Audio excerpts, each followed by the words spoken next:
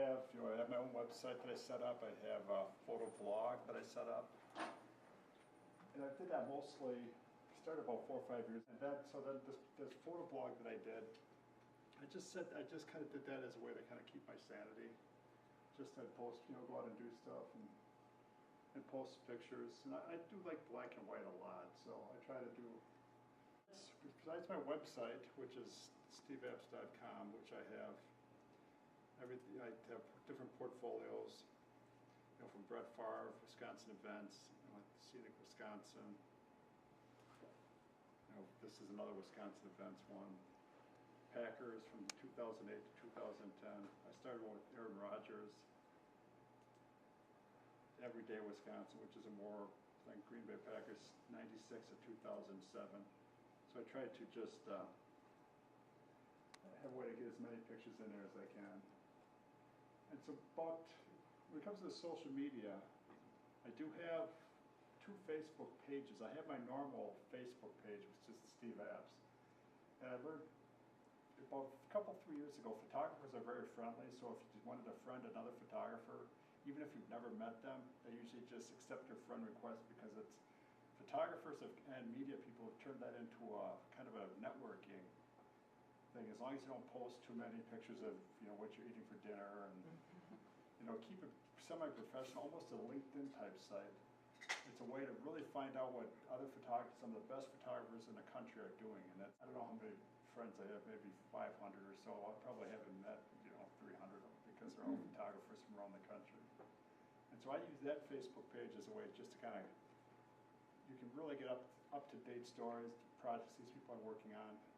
I have a personal Facebook page, just Steve Epps Photography, that I post just interesting photo articles. It's just a way that, occasional pictures, more generic photography stuff and business-related stuff. And then I have a Wisconsin portrait Facebook page, which I post strictly black and white pictures of Wisconsin. The only problem is when it comes to all this social media stuff, after a while I just get sick of it. I might do it pretty hard for a week and then I take a week off because it just, some people do it every day, 4 or 5 times a day, and I just can't do that. I need a break from it. I also have a Twitter account which is just Steve Epps Photo, which I do that just so people know it's a photography or a photographer or a photo type business. And all my social media stuff, it's 100% photography related or journalism related. I decided that, keep it all professional, especially because maybe it's the age I am, and I know there's some people that between 12 and 20, they use that as a kind of sounding board on their entire life, and I've kind of decided to use it as a professional tool, professional device.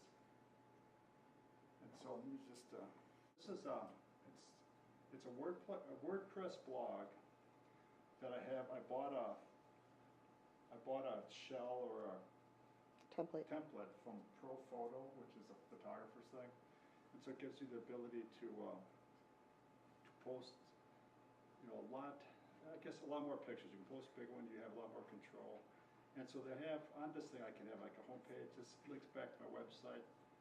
I guess it does. And then it could link to my Twitter, which is I find Twitter is. I use Twitter a lot more than I use Facebook, because that's another thing. It's one of those very good tools for find out breaking news and interesting stories from people that I really respect. And what I did was I pretty much I try to follow photographers, journalists, people I respect, politicians from both the left and the right, because as a journalist you really can't, if you hear just one side of things you get kind of crazy. So I try to follow people as balanced as I can. Plus, as a working for the paper, I like people to look at the people I follow, and there's no way.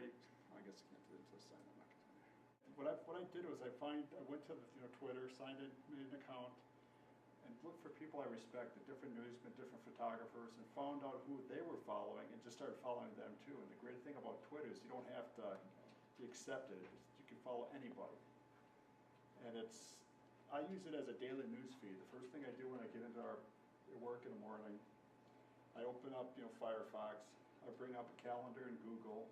I have that open, so I have a whole bunch, I set up about 10, 15 tabs. I have calendar, our site, the New York Times. I have two monitors. On the other monitor I have AP Exchange, which is working for a newspaper. You get an account, so you get to see a live feed of all the stories that are coming in as they're coming in, which is really, if you're a news junkie, you get up to the second stuff, and other news sites pull them off AP Exchange, so you get to see things, the news breaking before other people do. And then also AP has a photo wire too, so I have that up on a computer on the left. So I have the stories and the photos, which are constantly updating. Then I have the New York Times, I have Twitter. You know, Twitter is all about who you trust. You can't, it's a way to get the news first, but it's not always right. So you really do have to, you know, look at the source of, okay, who said that? Where did this come from?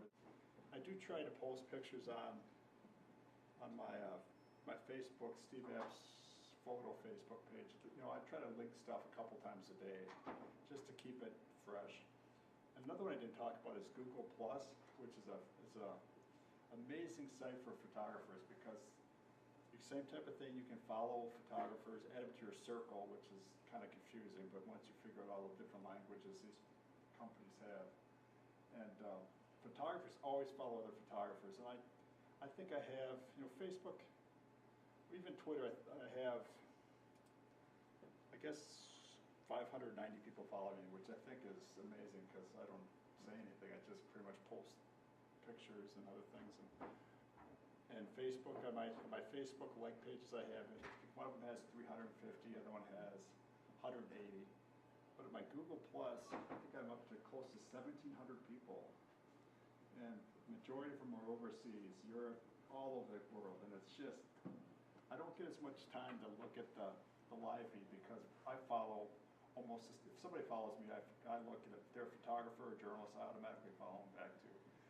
And there are times that I look at stuff and there's something interesting, and none of it's in English, so I have to copy it, paste it in Google Translate, and say, oh yeah, there's photographers, and I follow them. But it's amazing how some of these social media sites, you can start to really, it makes the world a lot smaller place, because it's some of the amazing photographers from around the world that are just, you know, trying to get their work seen by other people around the country, around the world. And it's a great site for that.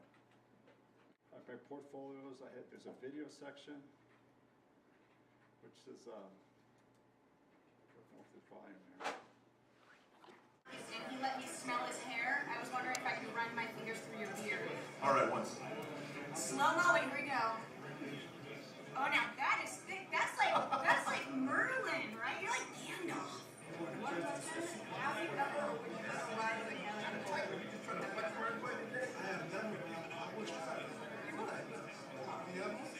Not with me. I'm sure we can find one.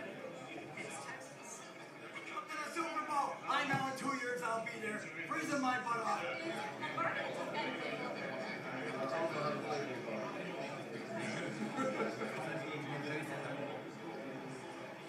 Do you ever get concerned that there could be grays popping in? Would you ever go for the just for men maybe? That's some rough stuff. That's tough. How about what kind of face you bring to practice? What you practice? This is a situation right here. Yeah, it's a situation right there. About Unfortunately, I have to work with some great trainers. Great trainer when I was still out of college, and a great trainer down in the off season. And I get myself in very good shape. Stick my hips.